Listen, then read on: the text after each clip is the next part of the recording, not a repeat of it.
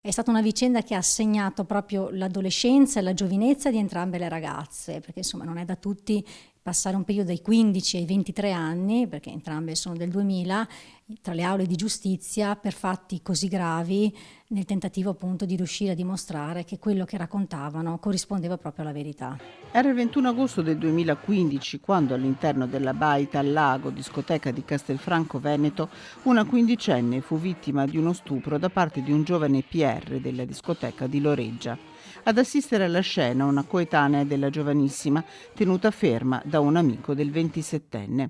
Dopo 8 anni e 3 gradi di giudizio, la Corte di Cassazione ha rigettato il ricorso del PR ritenendolo inammissibile, confermando ieri sera la condanna a 6 anni per stupro di Filippo Roncato, a 1 anno e 6 mesi per l'amico.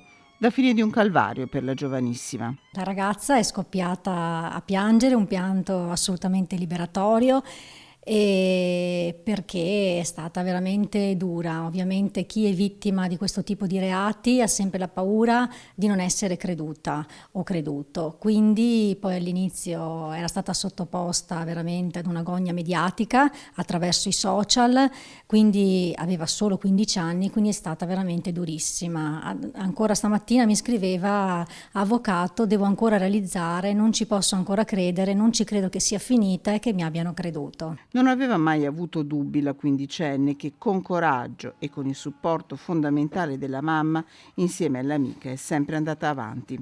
Lì per lì la mamma e la ragazza non hanno avuto dubbi, nel senso che hanno immediatamente denunciato. Questo dimostra anche la forza e il coraggio di queste due donne. È chiaro che poi il percorso lungo è un percorso che mette veramente a dura prova, però in questi casi bisogna sempre denunciare. Per il 27enne si sono aperte le porte del carcere. Adesso le vittime proseguiranno con la causa civile.